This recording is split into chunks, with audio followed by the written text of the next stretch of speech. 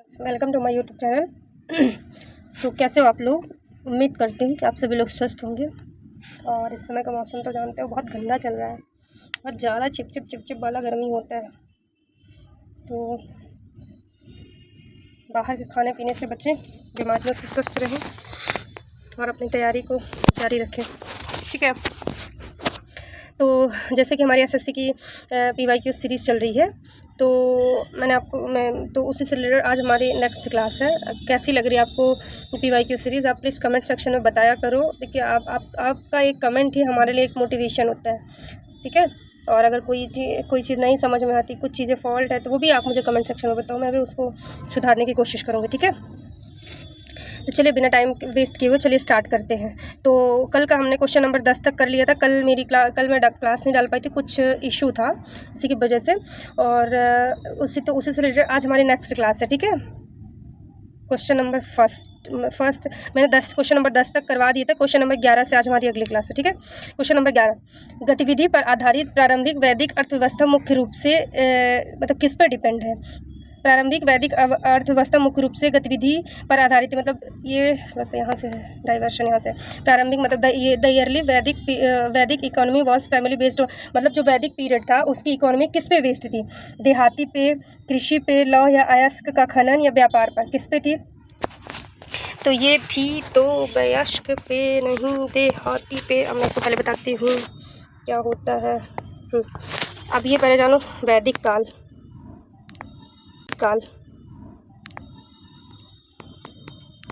वैदिक काल इसका पीरियड कब से होता है? 1500 से 500 BC तक, ठीक है। इसे कितने पार्ट में बांटा गया है? 3 पार्ट में बांटा गया है। तो ईयरली वैदिक और मतलब 2 पार्ट में बांटा गया है। एक तो इतना मान्य नहीं है, पहला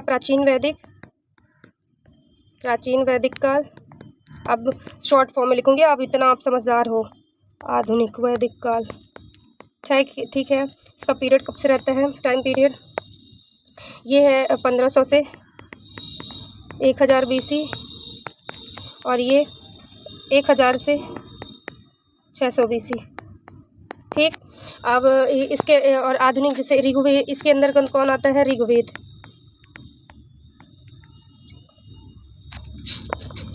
इसके अंतर्गत कौन आता है? कौन सा वेद आता है?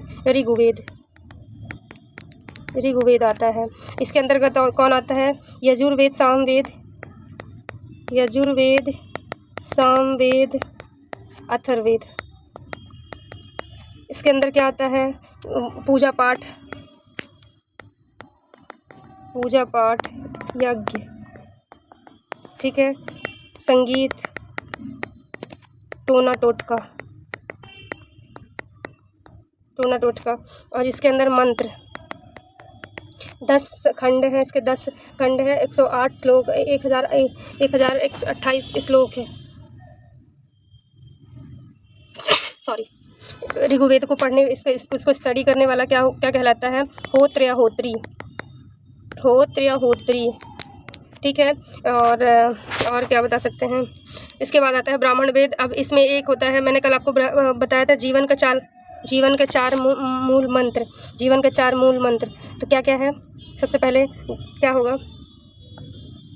यहाँ लिख देती हूँ। सबसे पहले क्या होगा? पहले तो जन्म होगा,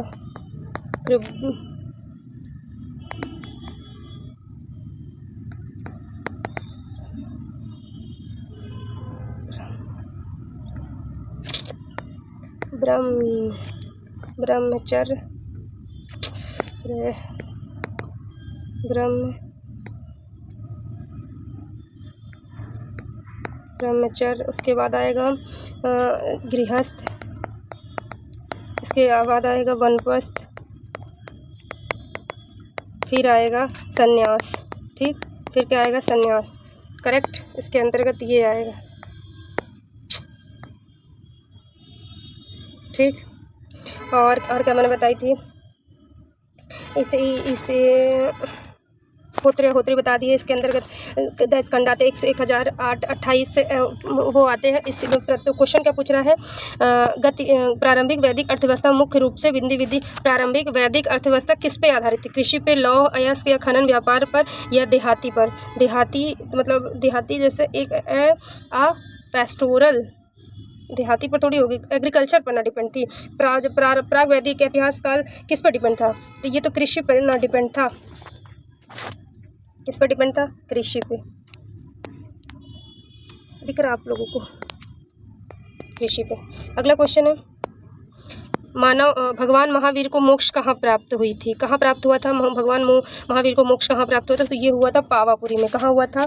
पावापुरी में। कहाँ? पावापुरी में। अब चलिए भगवान इनके बारे में जान लेते हैं। ठीक है, तो क्या है महावीर स्वामी? महावीर स्वामी ये कौन से धर्म के थे? जैन धर्म। कौन से नंबर के तीर्थंकर के? 24 नंबर के। फर्स्ट नंबर के कौन थे? फर्स्ट नंबर के थे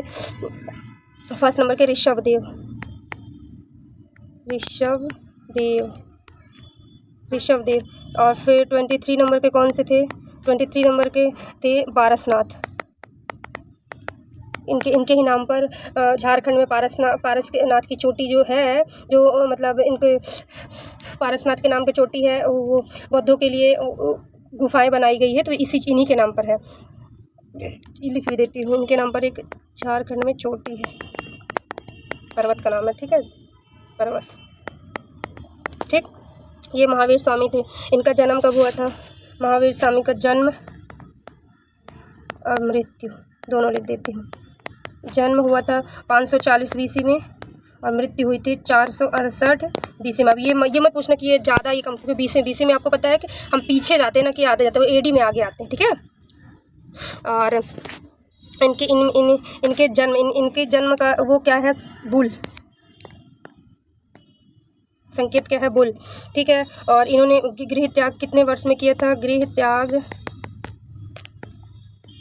30 वर्ष की उम्र में किया था। ठीक है, नहीं 30 वर्ष की उम्र में, 30 वर्ष की उम्र में किया था।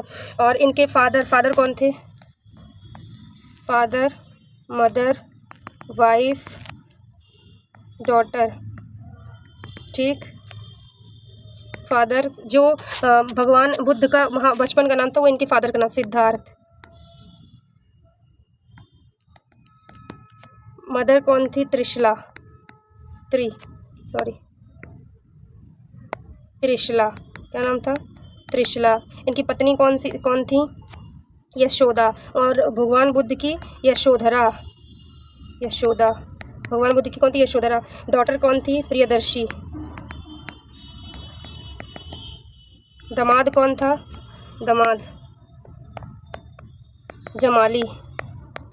यही इनका पहला वो बनता है, पहला शिष्य, फर्स्ट शिष्य। इनको ज्ञान की प्राप्ति कहाँ होती है? ज्ञान प्राप्त कहाँ होता है? ज्ञान की प्राप्ति होती है इनको ऋजुपालिका नदी के किनारे जोम्बिका ग्राम में। कौन से? जोम्बिक ग्राम में, पावा में।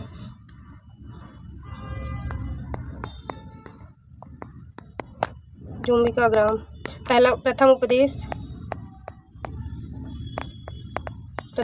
ये कहाँ देते हैं? पावापुरी में।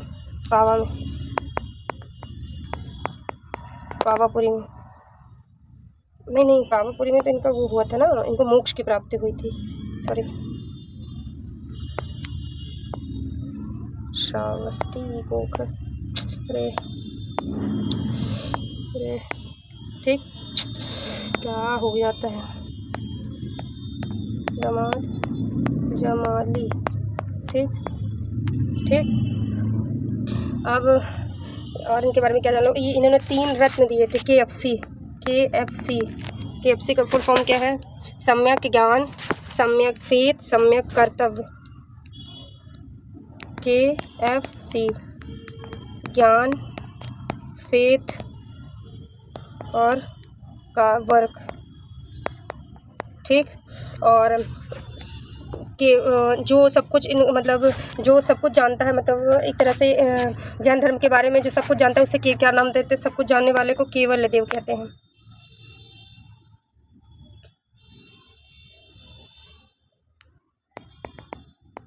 सब कुछ जानने वाला केवलयन।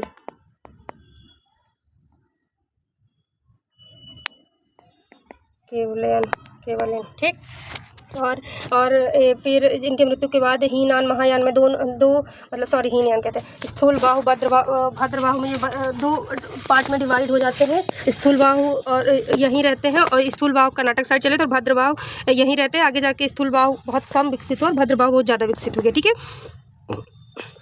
अगला क्वेश्चन है, वर्ष 1320 से 1414 तक दिल्ली पर शासन करने वाले पहले तुगलक वंश के शासकों का निम्नलिखित में से कौन सा सही क्रम है। मतलब ये क्वेश्चन ये पूछ रहा है कि तुगलक वंश में जो ये जो आते हैं तो वो कैसे, मोहम्मद बिन तुगलक। तो सबसे पहले यही जान लो कि आते कैसे हैं। गुलाब खिले तो सांस लो, सबसे पहले गुलाब खिले तो सांस लो। गुलाम खिलजी, फिर तुगलक, सैयद लोदी, ठीक है। ये होते हैं। गुलाम वंश का शासक कुतुबुद्दीन ऐबक था, और खिलजी का अलाउद्दीन खिलजी, मोहम्मद बिन खिलजी, और तुगलक वंश गयासुद्दीन तुगलक, और सैयद वन का खिज्र खां और बहलोल लोदी, ठीक है। और उलुग खां की उपाधि किसने दी थी? उलुग खां की उपाधि, उलुग खां किसे बोलते हैं? बलबन को, ठीक है। ऐबक, कुतुबुद्दीन ऐबक, इसने क्या बनवाया था? इसने कुतुब मीनार बनवाया था। कुतुब मीनार स्टार्ट करवाया था। इंड किसने करवाया था? इंड करवाया था इल्तुतमिश ने, इल्तुतमिश ने, ठीक है। इसने स्टार्ट करवाया था, इसने इल्तुतमिश ने कंप्लीट करवाया था। और क्या बता सकते हैं? बलबन, इसने चालीसा जो था चालीसा दल को ख़त्म किया था। सिजदा पैबोस स्टार्ट। और अभी जो वो क्या नाम है, कौन सा त्यौहार मनाते हैं? अरे नाम नहीं याद रहा, आएगा तो मैं बताती हूँ। हाँ, तो क्या बोल रहा है? 1320 से लेकर जो 1414 तक दिल्ली पर शासन करने में पहले तुगलक वंश के शासकों का निम्नलिखित में से कौन सा सही क्रम है? गयासुद्दीन तुगलक, फिरोज शाह तुगलक, मोहम्मद बिन तुगलक। फिरोज शाह तुगलक, मोहम्मद बिन तुगलक और गयासुद्दीन। तो कौन सा होगा? गयासुद्दीन, यही तो होता है, गयासुद्दीन तुगलक होता है। इसके बाद इसका जो ये दामाद रहता है मोहम्मद बिन तुगलक, इसको भेजता है साउथ में ये जाता है तो एक मतलब लड़ाई करता है, वहाँ से सोना लेके आता रहता है। तो इलाहाबाद में है, जो प्रयागराज था पहले, मतलब सॉरी अब प्रयागराज पे, जो पहले इलाहाबाद है, इलाहाबाद में ये और सोना चांदी छुपाता रहता है, ठीक है। तो जो इसको गयासुद्दीन तुगलक को है तो इसको कोई बता देता है, तो ये वहाँ से आक्रमण मतलब ऐसे गुस्से में आता है, तो वहाँ के पास ये मोहम्मद बिन तुगलक उसको निपटा देता है और खुद फिर उसी की बेटी से शादी वादी करके और आगे मतलब आगे करता, अच्छा काम करता है, ठीक है। अगला क्वेश्चन है, दिल्ली सल्तनत की निम्नलिखित में से किस प्रणाली का बहमनी और विजयनगर साम्राज्यों पर प्रभाव पड़ा? मतलब दिल्ली जो सल्तनत है तो उसका किस तो वलिश, चलगहानी, विटिक, इक्तादारी, किसका? इक्तादारी प्रणाली किसने चालू की थी? तो ये तो इल्तुतमिश ने चालू की थी, ठीक है। हाँ, अब ये बताइए, अब मैं बताती हूँ क्या होता है कि जब, ठीक, तो जब यहाँ पर दिल्ली का शासन होता है, यहाँ पर कौन था? दिल्ली में यहाँ था दिल्ली, और यहाँ पास थी कृष्णा नदी। कौन सी नदी है ये? कृष्णा नदी। कृष्णा नदी के ऊपर कौन सा साम्राज्य रहता है? यहाँ रहता है बहमनी, और यहाँ कौन सा रहता है? विजयनगर। इसके संस्थापक कौन थे? हरिहर बुक्का।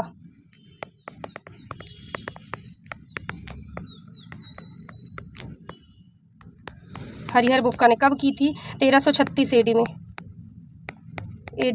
ठीक।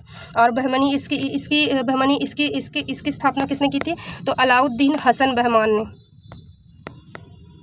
अलाउद्दीन हसन बहमान ने, ठीक। कब की थी? 1347 में, ठीक। और उस समय जब यहाँ पास इनका राज्य था तो दिल्ली में किसका शासन था? तो दिल्ली में शासन किसका था? तो मोहम्मद बिन तुगलक का था। किसका था? मोहम्मद बिन तुगलक, ठीक है।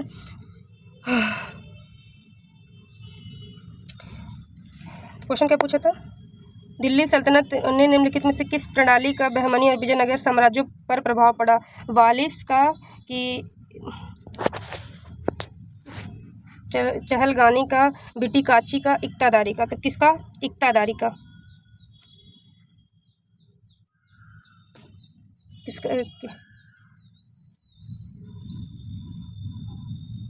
किसका इम्पैक्ट पड़ता है? तो इसका इम्पैक्ट पड़ता है इक्तादारी का। किसका? इक्तादारी का। इक्तादारी स्टार्ट किसने की थी? इल्तुतमिश ने। इल्तुतमिश ने स्टार्ट किया था। इसको ख़त्म किसने किया था? इसको ख़त्म किया था अलाउद्दीन ने।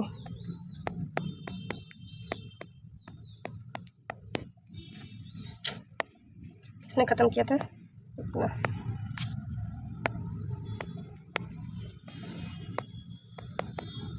अलाउद्दीन ने ख़त्म किया था। ख़त्म। ठीक, अगला क्वेश्चन है। अब क्वेश्चन में मुझे आप ये बताओ, तालीकोटा का युद्ध, तालीकोटा का युद्ध किसके किसके बीच में होता है, जिसे राक्षस ताल का भी युद्ध कहते हैं?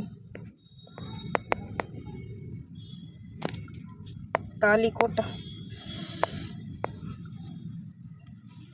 ये कौन से वंश से रिलेटेड थे? संगम वंश। ठीक, तालीकोटा का युद्ध। अरे यार, लिख कुछ और नहीं, लिखा कुछ और है।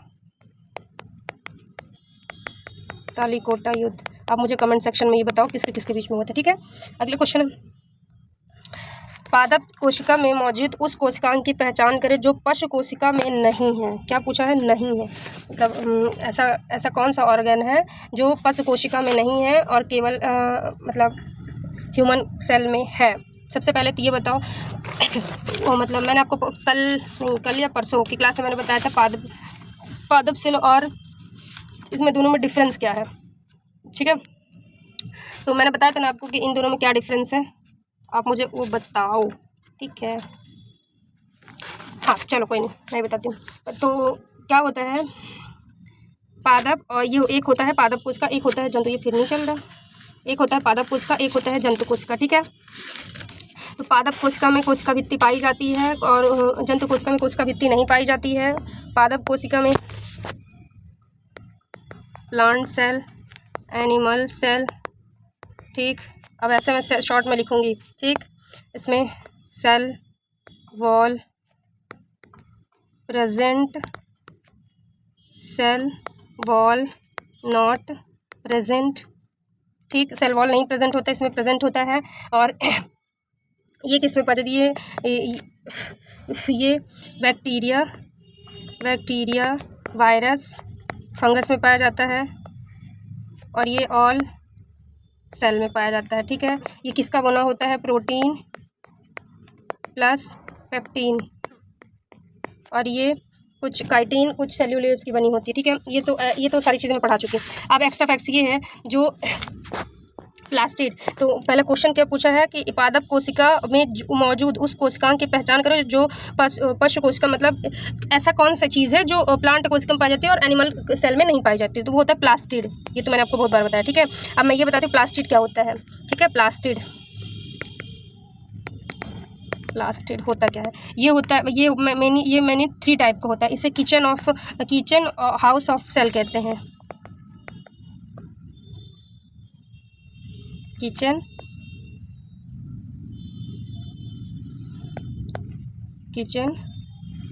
हाउस ऑफ सेल कहते हैं। ठीक है, इसे किचन हाउस ऑफ सेल कहते हैं। 3 टाइप का होता है।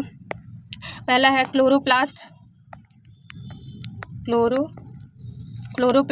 दूसरा है क्रोमोप्लास्ट, तीसरा है ल्यूकोप्लास्ट। ल्यूकोप्लास्ट। ठीक है, 3 प्रकार का हुआ। अब क्लोरोप्लास्ट क्या करता है? तो सबसे पहले ये इसका जानो कि ये क्लोरोप्लास्ट क्या करता है। ये खाना बनाता है, ये प्लांट में है। ठीक है, सिंपल सी बात, खाना बनाता है। ठीक है, क्रोमोप्लास्ट खाना को कलर देता है। जैसे जो गाजर है, टमाटर है, तो इसमें क्या पाया जाता है कि इसमें ये लाल होता है, तो जो कलर देने का काम किसका होता है? वो क्रोमोप्लास्ट होता है, कलर देता है। एग्जाम्पल गाजर, टमाटर। गाजर में, जैसे गाजर में क्या पाया जाता है, कैरोटीन पाया जाता है। और टमाटर में क्या बचा, लाइकोपीन पाया जाता है। ठीक। अब ये जो ल्यूकोप्लास्ट होता है, ल्यूकोप्लास्ट ये काम क्या करता है, ये 3 टाइप का होता है। एक मेन काम तो इसका क्या है, फूड स्टोर इसका काम है, ठीक है। पर इसका मेन ये भी 3 टाइप का होता है, ये भी 3 टाइप का होता है। 1 2 3 एल्यूप्लास्ट,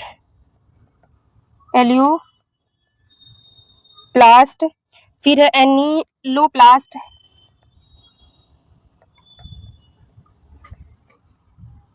तीसरा है एलियोप्लास्ट।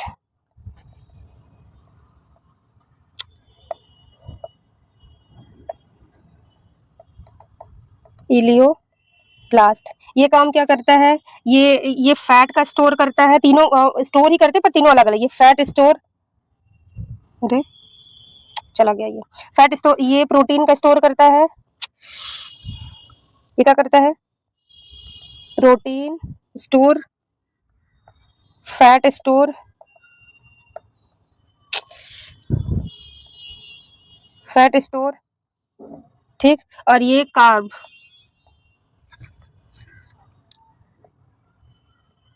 ठीक।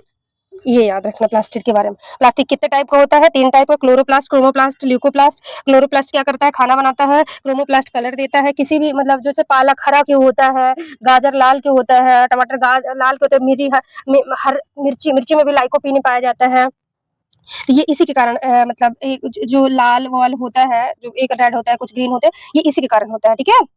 अगला क्वेश्चन है, इसका आंसर मैंने लिखा दिया, हाँ।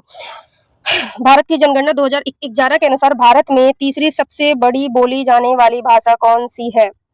तीसरी है मराठी, बंगाली, हिंदी, आई थिंक मराठी है। तीसरी कौन सी है, मराठी, क्योंकि फर्स्ट हिंदी। अरे ये ऐसे कलर है कि समझ में भी नहीं आता।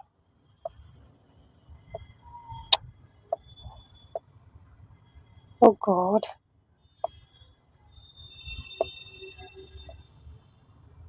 व्हाट इज दिस, छोड़ो, यहाँ से कलर ले लेते हैं। कहाँ गया, 16 नंबर क्वेश्चन है ना। हाँ, तो क्या बोल रही थी, सबसे टॉप, सबसे ज्यादा बोलने वाली भाषा में 3 है, पहली, सेकंड, थर्ड। हिंदी, इंग्लिश, तीसरी है मराठी, ठीक, मराठी। और चौथे, इसके बाद चौथी अगर होगी, और सबसे कम है तो वो है संस्कृत, ठीक। सबसे कम कौन सी बोलने जाने वाली भाषा है, संस्कृत। अब अगर मैं आपसे ये पूछ लूं कि भाषा का उल्लेख किस में है, शेड्यूल 6 शेड्यूल 6 में, कौन से भाग में, मतलब अनुसूची 6 इज 8 इज गेट 8 में भाषाओं का उल्लेख है। इसमें मूल संविधान में कितनी भाषा थी, 14 भाषा थी। अभी प्रेजेंट में 22 भाषा हो गई है। इसमें 3 बार अमेंडमेंट हो चुका है। पहला अमेंडमेंट 21वां, 71वां और 92वां, ठीक। ये कब हुआ था, 1967, 1967, 1992, जब हमारा पंचायती राज होता है उसी के आसपास ये भी होता है। 2003 ये जब एजुकेशन पॉलिसी आती है तब, ठीक। इसमें कौन सी भाषा जोड़ी गई, कौन सी भाषा, इससे देती हूँ, 21 में सिंधी, कौन सी, सिंधी, ठीक। इसमें नेपाली, अरे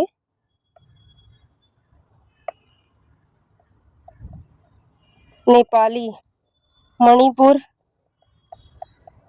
मणिपुरी और ये कोंकणी, ठीक। नेपाली, मणिपुर, कोंकणी। और 92वें संविधान संशोधन में इसमें बोडो, डोगरी, मैथिली और संथाली, कौन सी, बोडो, डोगरी, मैथिली, संथाली। संथाली कहाँ की है, ये है झारखंड। ये कहाँ की है, जेएच की, बिहार, ठीक। और ये नेपाली तो नेपाल, मणिपुर, कोकड़ी, कोकड़ी कहाँ की है? जम्मू कश्मीर की है। वो इसके बाद इसके हाँ बस इसके बाद कुछ अलग फैक्ट्स अब बाद में बता दूंगी, ठीक है। अभी 96 जैसे 96 कॉन्स्टिट्यूशन अमेंडमेंट के द्वारा 2014 में उड़ीसा भाषा को ओडिशा लिखा गया, ओडिशा, ठीक है। अगला क्वेश्चन है, अच्छा इसमें टिकने लगा। तो भारत की जनगणना 2011 के अनुसार भारत में तीसरी सबसे ज्यादा बोली जाने वाली भाषा कौन सी थी? तो वो थी मराठी। कौन सी थी? मराठी। अगला क्वेश्चन है, निम्नलिखित में से कौन सी योजना कार्यक्रम माइक्रो फाइनेंस प्रकार के की पहल के संबंधित नहीं है? क्या बोला नहीं है। ये उज्ज्वला योजना ये कब स्टार्ट होती है? 2014 में। फ्री सिलेंडर वाली है, ठीक है। और जनधन योजना भी है, एमडी यूथ भी है, और सेवा ये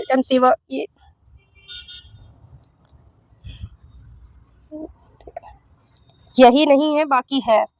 माइक्रो मतलब जो माइक्रो फाइनेंस मतलब जो फाइनेंस से रिलेटेड कौन सी नहीं है? तो यही बस नहीं, बाकी जनधन योजना ये भी फाइनेंस से रिलेटेड, जीविका प्रोजेक्ट ये भी फाइनेंस, इंदिरा क्रांति पत्र ये भी, और उज्ज्वला ये तो सिलेंडर से रिलेटेड है, सिलेंडर, ठीक। अगला क्वेश्चन है, निम्नलिखित में से कौन सा कथन सत्य है? उच्च मुद्रास्फीति का अर्थ है कम वास्तविक जीडीपी, अन्य सभी चीजें समान रहने पर मूल्य सूचकांक समान है। दूसरा, मूल्य सूचकांक 2000 है यदि नाम मात्र जीडीपी और वास्तविक जीडीपी समान है। पहली बात तो जीडीपी का फॉर्मूला क्या होता है? Normal GDP upon real GDP. Normal GDP क्या होता है और रियल जीडीपी क्या होता है? नॉर्मल जीडीपी ये होता है, जैसे मान लीजिए आज से 5 साल पहले भी एक पार्ले-जी के बिस्किट का मूल्य कितना था? 5 रुपए था, और 5 रुपए में कितनी बिस्किट आती थी? 5 रुपए में उसके अंदर कितने पैक रहते थे? 10 बिस्किट रहते थे। और आज कितना हो गया? आज बिस्किट का मूल्य 10 रुपए हो गया, परंतु जो क्वांटिटी है आज भी वो 10 ही है।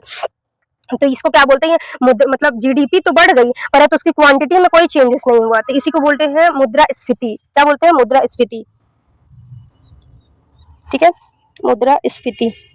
तो केवल ए और बी दोनों, केवल ए होगा, ठीक। अगला क्वेश्चन है 19 नंबर, दिए गए विकल्पों में से वह विकल्प चुने जो लेड नाइट्रेट की अपघटन अभिक्रिया का उत्पादन नहीं करता। क्या बोलता है? अपघटन मतलब एक कंपाउंड रहता है, उससे 2 कंपाउंड में, तो वो होता है अपघटन, ठीक है। तो ऑक्सीजन तो ये तो दे रहा है, और लेड ऑक्साइड भी दे रहा है, नाइट्रोजन ऑक्साइड ये नहीं दे रहा है, ठीक है। बाकी देखो, जब एक उत्पाद से दो उत्पाद बनते हैं उससे अपघटन कहते हैं, जब 2 उत्पाद से 1 उत्पाद बनता है तो संयोजन कहते हैं, जब मतलब 2 उत्पाद से 2 उत्पाद बनते हैं तो उसे विस्थापन अभिक्रिया कहते हैं, और उसे अगर 2 उत्पाद से 3 होते तो उसे डबल डिस्प्लेसमेंट मतलब द्विविस्थापन अभिक्रिया कहते हैं, ठीक है। अगला क्वेश्चन है, निम्नलिखित में से कौन से स्थायी ऊतक की विशेषता है? स्थायी ऊतक, मैंने जैसे बताया कि आपको प्लांट टिश्यू कितने टाइप का होता है? प्लांट टिश्यू कितने टाइप का होता है? 2 टाइप का होता है। एक होता है विभज्योतक ऊतक,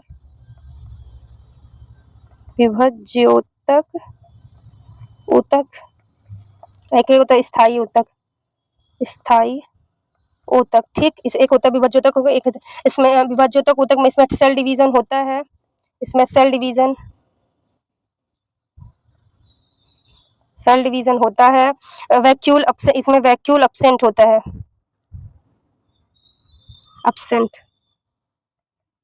और इसमें साइटोप्लाज्म होता है,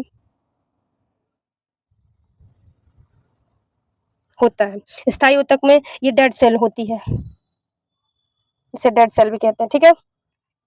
बाकी इसके टाइप मैं कल पढ़ा दूंगी। बाकी अगर सेशन अच्छा लगे तो प्लीज लाइक शेयर सब्सक्राइब करना।